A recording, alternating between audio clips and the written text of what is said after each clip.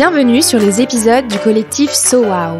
So Wow, pour Spreading an Optimistic World of Work, est un think tank sur le futur du travail.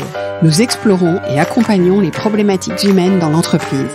Nous sommes Sophie, Delphine, Valentine et Léa. Et notre mission est d'explorer les transformations du travail. Nous incarnons de nouvelles manières de collaborer. Nous diffusons ces nouvelles pratiques auprès des collaborateurs, des managers et des dirigeants. Nous fédérons toutes celles et ceux qui veulent réfléchir et agir pour le futur du travail. Notre signature ? Diffuser une vision optimiste du monde du travail. Faites avancer vos réflexions et vos actions avec nous.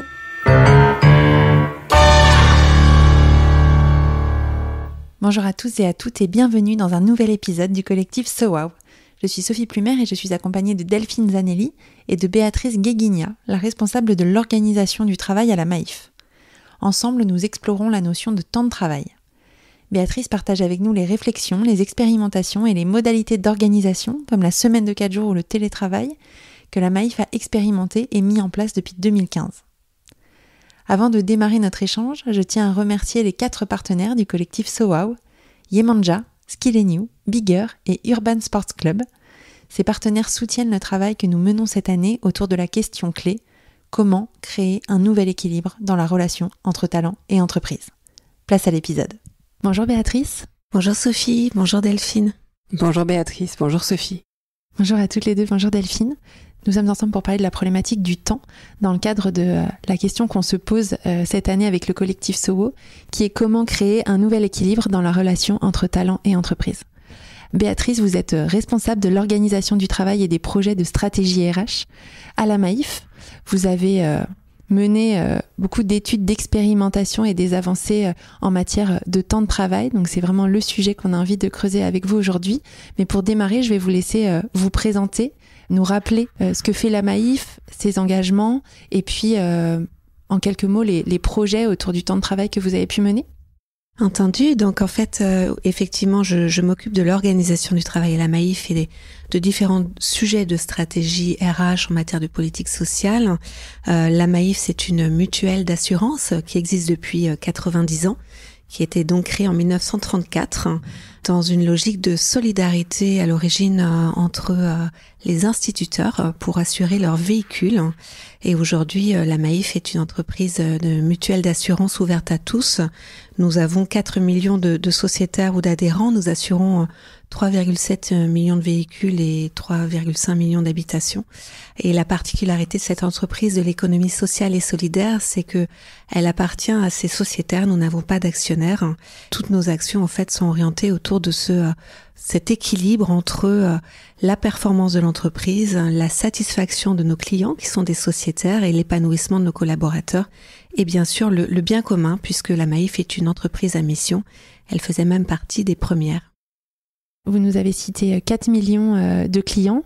En termes de collaborateurs, c'est quelle taille d'entreprise ? Alors, le groupe Maïf au total compte 10 000 personnes et la Maïf, qui est l'entreprise mutuelle qui est la plus connue, compte 8 000 collaborateurs. D'accord. Donc, on est ensemble pour parler du sujet du temps. Pourquoi vous vous êtes intéressé au sujet du temps de travail ? Alors, le sujet du temps de travail, c'est évidemment un sujet qui intéresse toutes les entreprises. Nous avions, mis en place un projet et un accord en 2017 qui s'appelle OSER, comme organisation souple, épanouissante et responsabilisante, tout un programme autour de l'organisation du travail et je vous en reparlerai parce que la manière aussi dont nous avons mis en place cette organisation est assez originale en co-construction avec les salariés. Et nous avons aussi mené une réflexion. On n'était pas encore sorti de la période Covid, c'était en 2021. Fin 2020, début 2021, nous nous sommes lancés sur une réflexion sur le futur du travail. Une réflexion sur le modèle d'entreprise de demain et le rapport au travail, la proposition de valeur d'une entreprise comme la Maïf qui place l'humain au cœur de son modèle, la proposition autour du modèle social et sociétal de l'entreprise Maïf. Donc voilà, ce sont différentes démarches que nous avons menées dans le cadre d'une culture d'entreprise qui est basée sur la confiance et la responsabilisation des collaborateurs, ce qui fait une entreprise assez originale dans son modèle. Et pourquoi le sujet du temps spécifiquement a fait l'objet de ces réflexions ? Est-ce que c'était une envie collective, c'était une envie de la direction, c'était un enjeu RH particulier? Est-ce que vous avez la genèse un peu de ce sujet-là? Sur la négociation, sur nos accords de 2017, autour du temps de travail, puisque c'était bien le sujet de cette réflexion, nous avions un enjeu clairement autour de la réponse aux attentes de nos sociétaires, de pouvoir venir nous rencontrer dans nos agences, tout simplement de manière très pragmatique, le samedi. Et nos agences étaient fermées le samedi. Donc là, on a un enjeu autour de la disponibilité vis-à-vis de nos clients, autour d'un temps particulier pour nos salariés. D'où une réflexion en 2016 sur la reconfiguration du temps de travail pour pouvoir mieux répondre aux attentes de nos sociétaires. Ok. À l'origine, effectivement, c'était la genèse. Et puis nous avons prolongé aussi cette réflexion autour du temps, plutôt du rapport au travail aussi, puisque c'est souvent une question d'équilibre entre le temps de vie professionnel, le temps de vie personnel, et avec ces évolutions qui étaient à l'œuvre depuis plusieurs années autour du rapport au travail, et donc qui se sont accentuées avec la période de 2020-2021. Vous avez aussi, je crois, réalisé une étude sur le futur du travail qui est venue nourrir vos réflexions. Vous pouvez nous en dire quelques mots ? Alors effectivement, donc en 2021, la question que nous sommes posées, c'est comment répondre aux aspirations des salariés, comment concilier aspirations individuelles et collectives de travail, comment aussi accompagner la quête de sens des salariés au travail. Clairement, une question sur les impacts de l'hybridation du travail sur les collectifs, puisque toutes ces questions à ce moment-là étaient et restent modélisantes et méritaient que nous prenions position pour pouvoir préparer l'avenir et préparer en fait le retour dans des modalités dites de normalité, mais qui étaient complètement différentes en 2021 de ce qu'elles pouvaient être en 2019. Donc en fait, c'était aussi la démarche que nous avons eue, avec une démarche qui souhaitait aussi prendre de la hauteur pour sortir de réflexion ou d'une dimension très axée autour du télétravail, puisque à l'époque, vous vous souvenez, la question c'était quid du retour au bureau, est-ce que les entreprises continueraient à avoir des bureaux, est-ce que tout le monde allait travailler depuis le domicile et on se verrait plus qu'une fois par mois, et donc du coup toutes ces questions-là, et c'était des questions très d'actualité en 2021. Nous avons voulu prendre de la hauteur en se posant la question vraiment du rapport au travail, du rapport à l'entreprise, du rapport entre les aspirations individuelles des collaborateurs et ce qu'allaient devenir les collectifs de travail. Est-ce que finalement allait devenir le modèle des entreprises? Est-ce que l'entreprise existerait encore après ce tsunami que nous avons vécu en 2020? Alors, quelles ont été vos conclusions? Nos conclusions, c'est que on a des partis pris dans une entreprise comme la Maïf qui positionne l'humain, qui positionne la solidarité. Je vous expliquais que le modèle de 1934 est basé dans sa genèse sur la solidarité entre les sociétaires, mais aussi en effet miroir au sein de l'entreprise.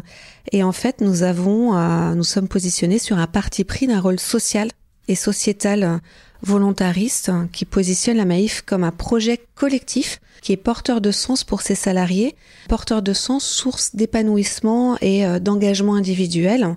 Et en fait, la Maïf prend la responsabilité de ne pas accompagner, voire de résister aux tendances d'individualisation et de fragmentation de la société et du monde du travail qui étaient potentiellement à l'œuvre et qui restent potentiellement à l'œuvre avec une vision parfois plus individualiste que collective de la société. Et au contraire, nous avons fait le choix de la coopération, de l'attention sincère et de la confiance qui est un marqueur fort de notre culture managériale.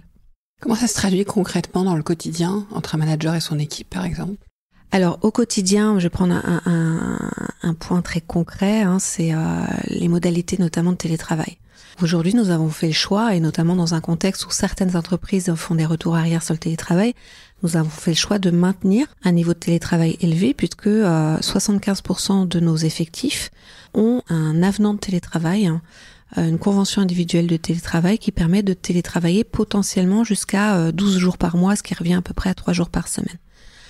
Et en fait, nous avons ancré un point pivot sur l'organisation de cette modalité de travail qui est qu'il est obligatoire d'être présent dans son collectif de travail 2 à 3 jours par semaine. En fait, pourquoi je dis que c'est un point pivot, c'est que ça nous semble important de pouvoir maintenir des relations fréquentes dans les collectifs de travail pour pouvoir garder ce qui fait aussi la force de la culture d'entreprise, c'est le partage sur des temps informels, sur des temps de qualité en présentiel, pour éviter les effets tunnels du Teams et du côté uniquement à 2 dimensions que peut être un écran et un casque sur les oreilles toute la journée à la maison. Donc ça, c'est un exemple de manière très pragmatique parce que c'est des questions que nous sommes posées clairement dans la réflexion sur le futur du travail. C'est est-ce que le modèle, c'est de pouvoir permettre à des collaborateurs qui le souhaitent de passer 100% de leur temps à la maison en fait, tout en travaillant dans l'entreprise. C'est un parti pris fort qui a été positionné en 2021 à l'époque où il y avait beaucoup de pression sur la réponse qu'il fallait absolument faire de manière positive à ceux qui nous demandaient de vouloir continuer à télétravailler 100% du temps au domicile comme on l'avait fait en 2020. Donc là, clairement, à la Maïf, ça n'est pas possible de télétravailler par semaine entière et c'est assumé par l'entreprise, c'est-à-dire que quelqu'un pour qui ce serait un modèle de vie ne pourrait pas venir travailler chez nous. Comment c'est vécu au sein de l'entreprise, au sein des équipes ? Je note votre terme de collectif de travail que j'aime beaucoup. Est-ce que ça veut aussi dire que dans le collectif de travail, on a des collectifs étendus, on peut appartenir à plusieurs collectifs de travail ou... Alors, on a développé à la Maïf un modèle autour de l'agilité qui fait qu'on a classiquement effectivement son manager dit hiérarchique qui pilote les évolutions, la carrière, qui fait grandir le collaborateur dans son développement dans l'entreprise. Et puis on a aussi des collectifs transversaux qu'on appelle des tribus et des squads dans nos modalités agiles qui se construisent autour d'un sujet, d'un projet pour un temps déterminé ou pas, et qui sont des modalités transverses, mais comme ce qui a pu exister aussi, qui continue à exister d'ailleurs sur des modalités de type projet, avec des gens qui font son management transversal et des gens qui sont en management hiérarchique. Okay. Donc on peut appartenir à plusieurs collectifs, mais c'est important d'appartenir à un collectif et à ce grand collectif qui est Maïf et de partager des valeurs communes et d'avoir aussi une vision de sa contribution à la raison d'être de l'entreprise, puisque le sens au travail est un élément déterminant dans ce qu'est une entreprise. Donc je reprends par rapport à ce que vous disiez sur le télétravail, les modalités aujourd'hui avec le recul 2021, 2024, bientôt 2025, ça laisse quelques mois quand même de recul. Est-ce que les modalités notamment de télétravail vous confortent dans le fait que ce sont les bonnes pour appartenir au collectif de travail, avoir le sens et l'engagement dans le projet de la Maïf? Alors c'est même un recul que nous avons depuis 2015, puisque nous avons la chance d'avoir commencé bien avant la crise sanitaire, et je peux vous dire qu'en 2020, on était content d'avoir commencé avant. Ok, donc c'est intéressant. 10 ans de recul sur le télétravail. 10 ans de recul sur le télétravail avec des managers qui avaient déjà au moins une personne en télétravail dans leur équipe, voire plus, puisque avant la crise sanitaire, nous avions déjà 20% de l'effectif en télétravail. Et ce qui est intéressant aussi dans les modalités, dans les pratiques Maïf, sur ce genre de sujet, c'est que nous avons pratiqué de la co-construction. Je vous parlais de 2015. Nous avons souhaité expérimenter dès 2015 le télétravail, non seulement sur des collectifs sièges. Souvent, les fonctions support, c'est facile. On se dit qu'un chef de projet, il est très autonome, il a les outils informatiques et que c'est assez simple de télétravailler.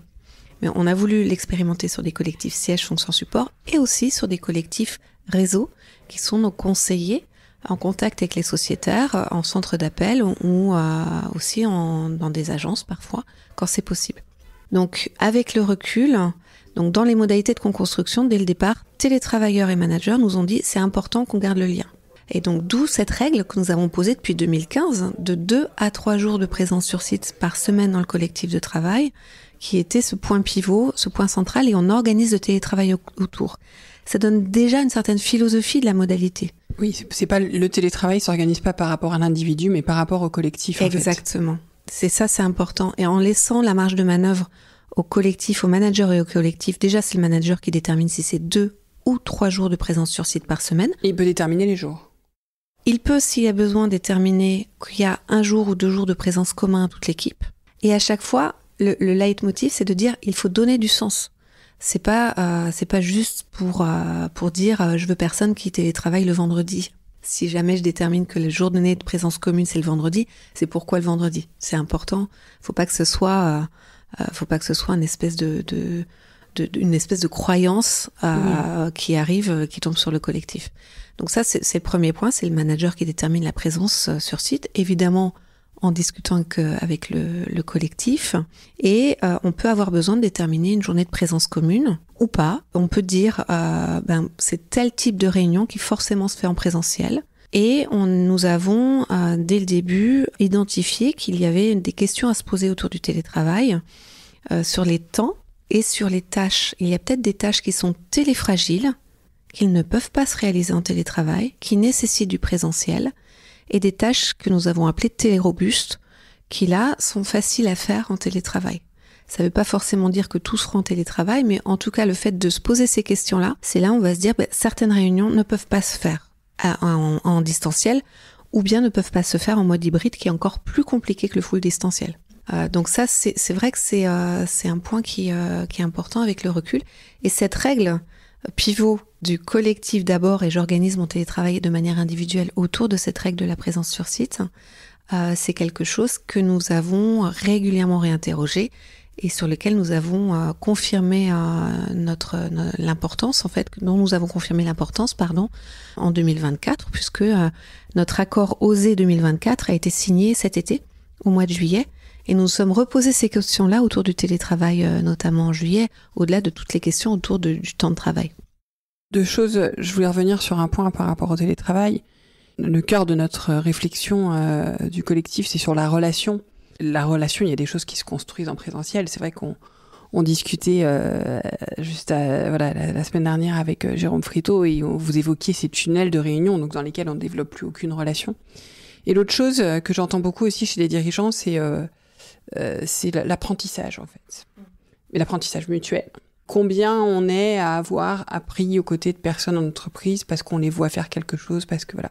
Et donc, quand on est en distanciel, et c'est quelque chose chez les nouvelles générations qu'il est important de cultiver, notamment par rapport à l'intelligence artificielle. Parce que si on ne développe pas sa capacité d'apprentissage, c'est là qu'on est menacé par l'intelligence artificielle. Parce que si on prend l'intelligence artificielle comme telle, et qu'on la prend pour argent comptant, ça dégrade notre intelligence, en fait. Donc pour moi, il y a cet enjeu aussi, et le collectif, il y a l'enjeu de sens, mais il y a aussi cet enjeu de comment est-ce qu'on approfondit la relation et comment est-ce qu'on continue à apprendre ensemble. Je pense que ça me paraît effectivement important. Et pour revenir au temps, donc vous disiez, où est-ce que vous en êtes dans les réflexions sur le temps de travail, et puis comment vous projetez les choses, quel est votre horizon ? Alors, l'horizon, c'est maintenant pour nous, puisque effectivement, j'évoquais la renégociation de nos accords autour du temps de travail, qui s'est tenue en 2024, donc c'est tout frais, avec un atterrissage là, avec un accord qui a été signé au mois de juillet.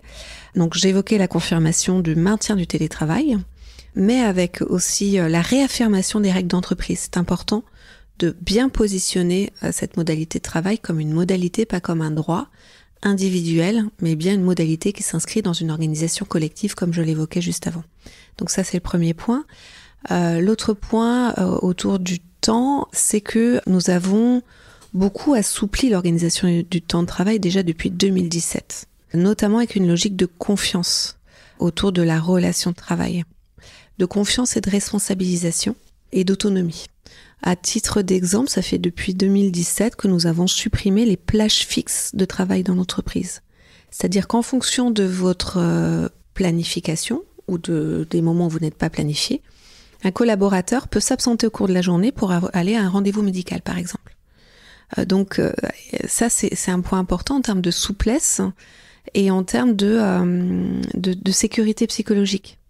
C'est-à-dire qu'on a une logique à la fois de confiance. Évidemment, on a un suivi du temps de travail comme toutes les entreprises et c'est évident qu'il faut réaliser son temps de travail. Mais si l'organisation de service le permet, on peut d'une part s'absenter au cours de la journée pour aller à un rendez-vous. On peut compresser son temps de travail, mais ça fait depuis 2017 chez nous qu'on peut réaliser son temps de travail en 4 jours ou 4 jours et demi. Donc on a un rapport au temps qui s'articule beaucoup autour de la souplesse, de l'épanouissement, de la responsabilisation, d'où le nom de notre accord que j'évoquais tout à l'heure. Il n'y a pas de... Par rapport au fait qu'on puisse faire en 4 jours ou 4 jours et demi, comme c'est très tentant, ça peut être très tentant, il n'y a pas de surpression, il n'y a pas de mauvaise gestion qui peuvent conduire à un burn-out, parce qu'il peut y avoir cette tentation de se dire non mais il faut que je fasse 4 jours parce que ça sera bien pour que je puisse gérer la maison, par exemple, ce qui est un travers féminin de la réduction du temps de travail. Et du coup, je me mets une pression au travail. Est-ce que c'est quelque chose que vous constatez ou pas ? Non, parce que j'évoquais depuis 2017 cette possibilité à la main du collaborateur et évidemment en fonction des modalités de planification. Parce que c'est nos sociétaires qui sont aussi notre driver, je l'évoquais tout à l'heure. C'est un équilibre entre performance, satisfaction des sociétaires, épanouissement des collaborateurs et bien commun. Donc tout ça, c'est une question d'équilibre. Et cette modalité était à la main du collaborateur depuis 2017. Et tous les ans, le constat, c'est qu'on a à peu près entre 25 à 30% des collaborateurs qui utilisent la modalité. Donc cette modalité, elle est déjà non obligatoire. Elle est individuelle, elle n'est pas permanente, c'est-à-dire qu'il y a une semaine où c'est possible pour moi, une autre semaine où je le ferai pas parce que soit c'est pas possible, soit ça ne m'arrange pas. C'est aussi une question de moment de vie. Je vous prends un exemple tout simple, et ce que me disent parfois des collaborateurs, c'est que de toute façon, moi, tous les matins, je monte dans ma voiture pour amener mon enfant à l'école. Donc de toute façon, venir au bureau tous les matins, c'est quelque chose qui me va bien et j'organise ma semaine comme ça. Ou quelqu'un d'autre qui dira, moi j'équilibre avec le télétravail qui me permet d'économiser du temps de trajet. Donc je m'y retrouve en termes d'organisation sans avoir besoin de faire mon temps de travail sur 4 jours ou 4 jours et demi. Donc ce qui est intéressant dans nos accords d'entreprise, c'est cette souplesse et l'adaptation aussi aux besoins de chacun. Donc c'est une sorte d'équilibre entre les aspirations individuelles qui peuvent être en plus complètement différentes en fonction du moment de vie. Quand on a des enfants en primaire, on n'a pas du tout les mêmes contraintes que quand les enfants sont étudiants ou quand on n'a pas d'enfants. Donc c'est une adaptation qui est permanente et d'où cette logique de souplesse et de bienveillance aussi des managers dans la relation avec les collaborateurs. Ouais, ça c'est un point qui est essentiel et j'aimerais bien vous entendre là-dessus sur les relations individuelles entre manager et managé sur ce sujet-là, parce que le sujet du temps c'est quelque chose qui est très intime et notre organisation par ailleurs globale avec notre vie de famille, etc. est aussi quelque chose de personnel.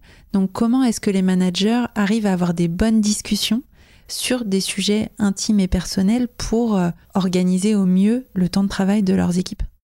Les discussions sont basées en fait à la base sur la confiance. Donc un collaborateur n'éprouve pas forcément besoin de se justifier auprès du manager sur l'organisation. Quand, par exemple, sur les jours de télétravail, c'est relativement en autonomie, sauf, je l'évoquais tout à l'heure, si il y a besoin de la présence sur site à tel ou tel moment.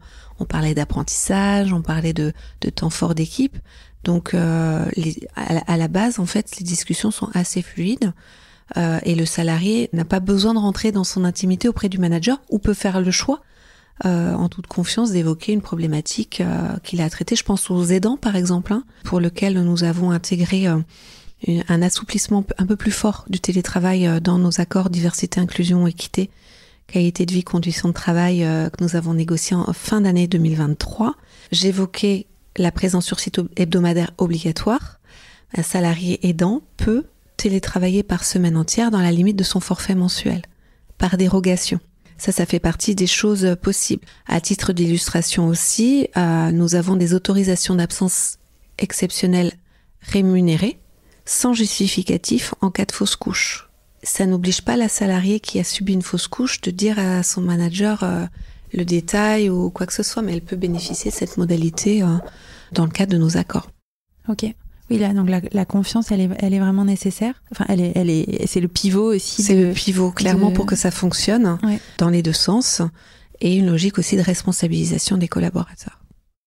Et justement, cette confiance et cette responsabilisation, est-ce que vous avez mené des actions pour les consolider, les faire durer, les accompagner ?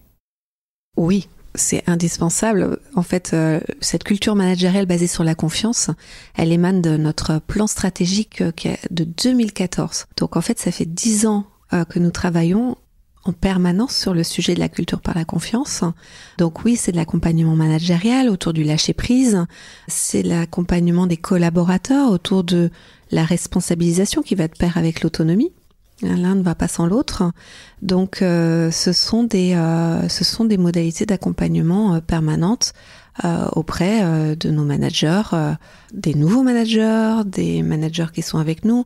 Je vous parlais de l'hybridation du travail.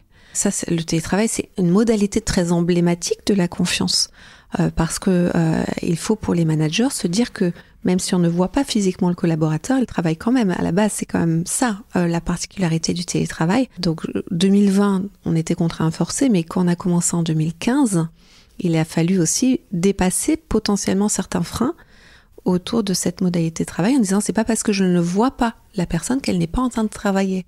Ça, c'est quand même un point clé sur le télétravail. Et quand on est revenu en 2022 sur des modalités de travail de normalité, sortie de Covid, puisque on était sorti de Covid vraiment à ce moment-là, en 2022, nous avons continué à travailler sur l'hybridation du travail, puisque c'était aussi un changement pour les managers, de se dire, avant, j'avais quasi tout le monde en présentiel, j'avais 20% de télétravailleurs, Covid, 100% en distanciel. Là, l'hybridation, la particularité, c'est qu'au niveau de mon collectif de travail, potentiellement, je peux, sauf si j'ai déterminé des jours de présence communs, ne jamais avoir toute mon équipe ensemble. Donc comment est-ce que je fais pour gérer tout ça, pour que ce soit fluide? Comment est-ce que moi, manager, je m'autorise peut-être à avoir certaines exigences autour de temps de présence qui pourraient ne pas convenir par rapport à l'organisation personnelle de certains collaborateurs et comment je donne du sens à tout ça? Voilà, donc c'est aussi un accompagnement permanent pour que les managers puissent aussi s'approprier cette culture de la confiance et la cultiver dans le temps. Depuis 2014, le rapport au travail a changé. Enfin, le Covid a joué là-dessus, mais plein d'autres phénomènes. Mm-hmm. Donc c'est vrai que certains dirigeants, certains managers sont parfois démunis par le comportement qu'ils appellent des jeunes générations, mais peut-être qu'il y a une relation plutôt différente, unigénérationnelle au travail. Comment vous, dans tout ce que vous avez mis en place autour de la confiance, vous avez vu évoluer ça ? C'est-à-dire que vous travaillez sur le management de par la confiance depuis 2014. Est-ce que vous avez vu sur cette question d'autonomie, de responsabilisation, de confiance, est-ce que vous avez vu les choses se durcir, évoluer ? Parce que c'est vrai que parfois on nous dit voilà, les collaborateurs veulent plus être responsables. Qu'est-ce que vous avez observé chez vous ? Parce que c'est une démarche quand même qui a, comme elle a 10 ans. Est-ce qu'il y a des choses que vous avez observées ? En fait, sur la confiance, à la base, nous sommes partis du principe à la Maïf que les salariés étaient des gens adultes et que dans leur vie personnelle, ils sont capables de prendre des décisions majeures comme avoir des enfants, acheter une maison. Donc, quand ils franchissent la porte de l'entreprise, ils restent des gens adultes et responsables, tout comme ils le sont dans leur vie personnelle. Donc je dirais c'est un postulat de départ qui est majeur. La responsabilisation, c'est un point d'entrée de se dire qu'un salarié, quand il rentre dans l'entreprise, il est aussi responsable qu'il l'est dans sa vie privée, dans les décisions qu'il prend.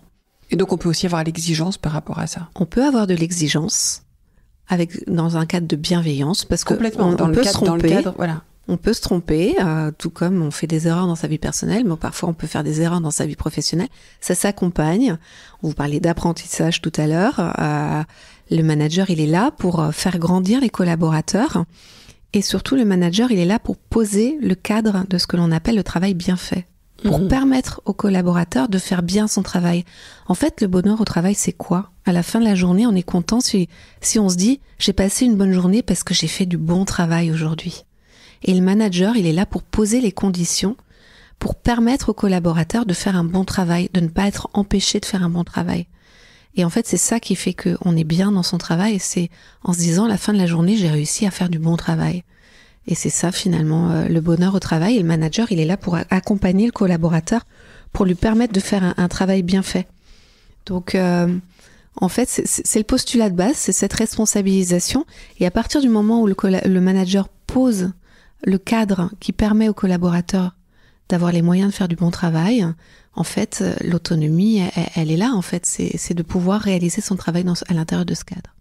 Je dirais c'est un point de départ, et puis de pouvoir avoir du sens dans son travail, c'est pouvoir avoir la possibilité de faire un travail bien fait, de pouvoir aussi travailler dans un contexte on développe des relations individuelles dans un cadre de bienveillance. Ça apporte aussi une certaine sécurité psychologique de se retrouver dans un cadre bienveillant.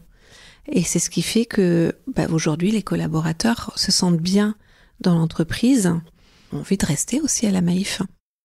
Vous nous dépeignez une image un peu d'Épinal. Est-ce qu'il y a des difficultés, des enjeux, des sujets là, sur lesquels vous travaillez? Vous devez peut-être vous améliorer ou améliorer des accompagnements, apporter des ajustements Alors, c'est une amélioration ou une vigilance, une assiduité, je dirais. Une assiduité sur la culture par la confiance. Ça se travaille sur la durée. C'est pas quelque chose qui se décrète et une bonne fois pour toutes. Donc ça, c'est en permanence. Là-dessus, par rapport à la confiance, ça prend quelle forme? Il y a des formations, vous avez mis en place des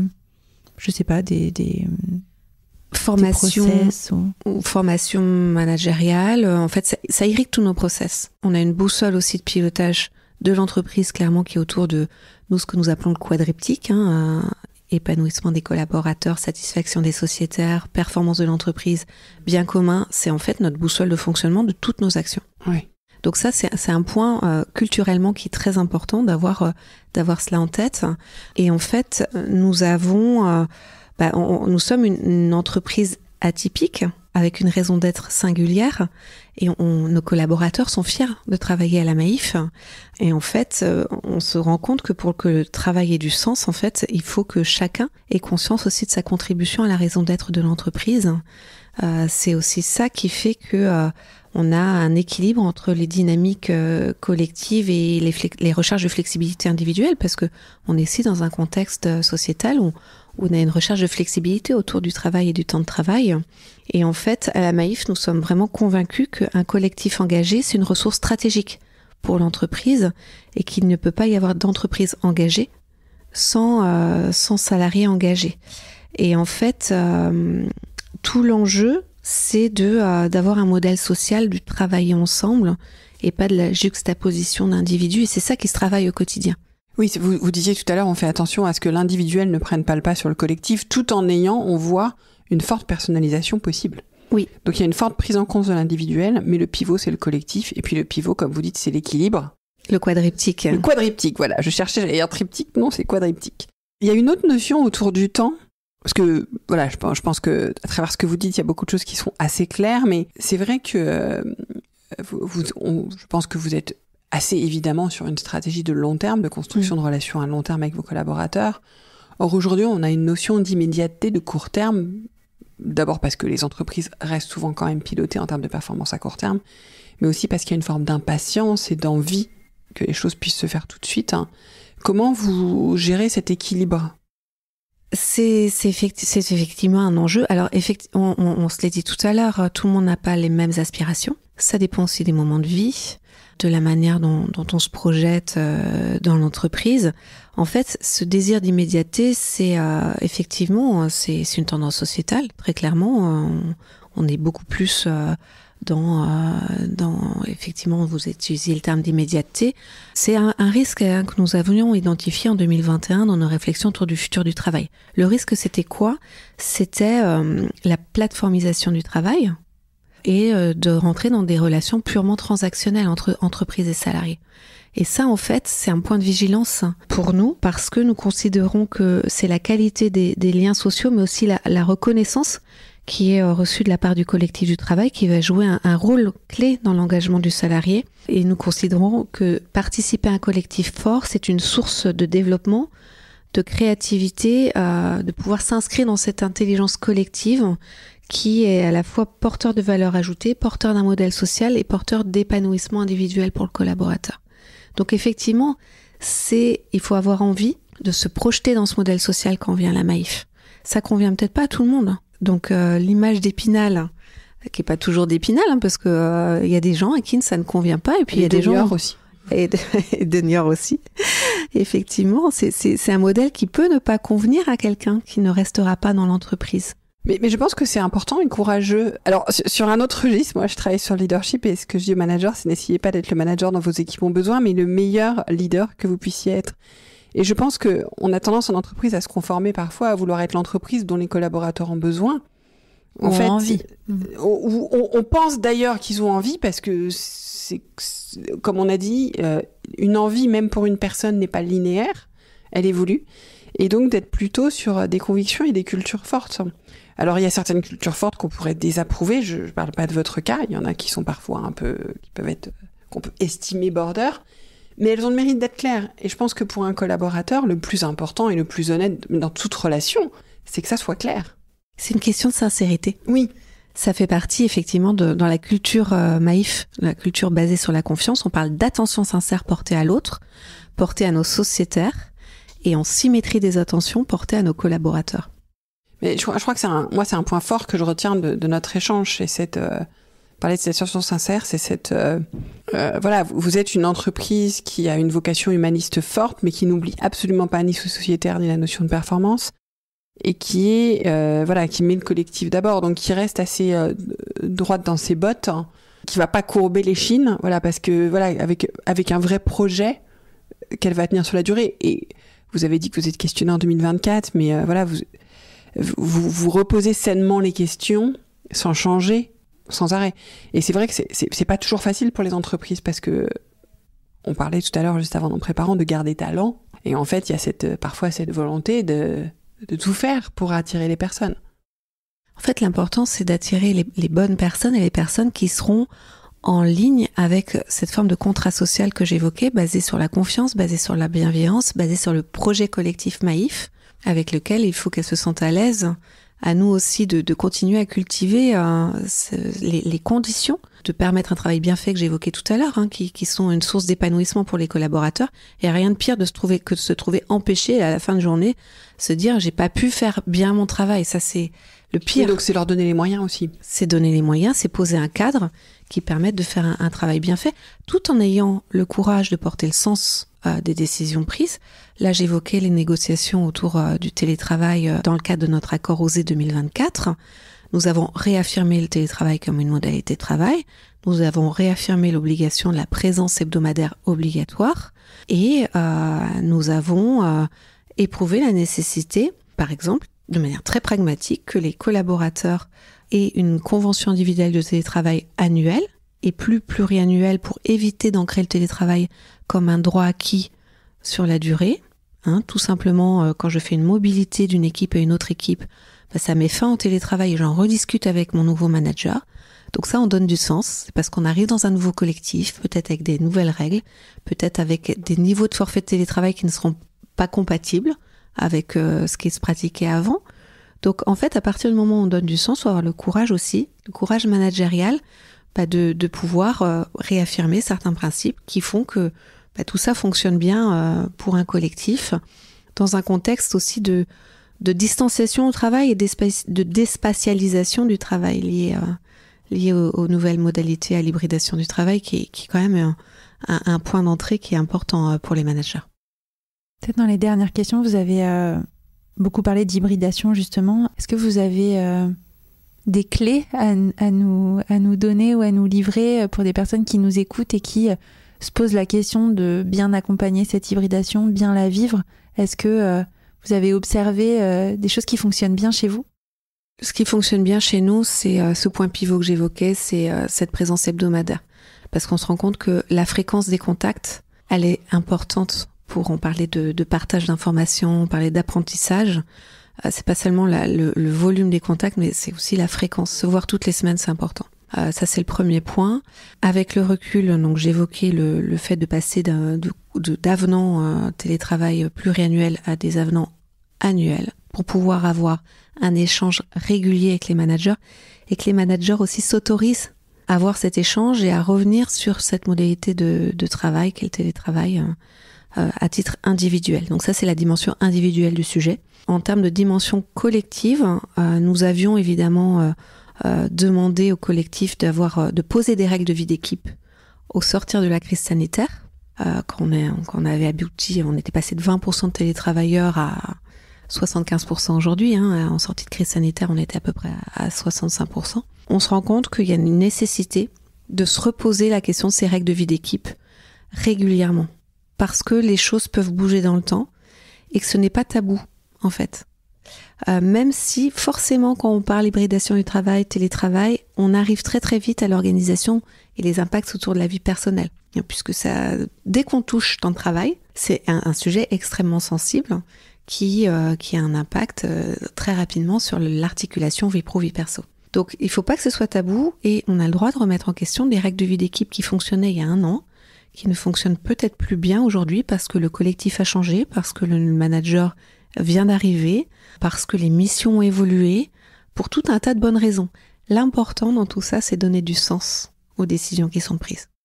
Ok. Peut-être on a une dernière question pour vous, Béatrice. Quand vous avez du temps devant vous, qu'est-ce que vous faites ?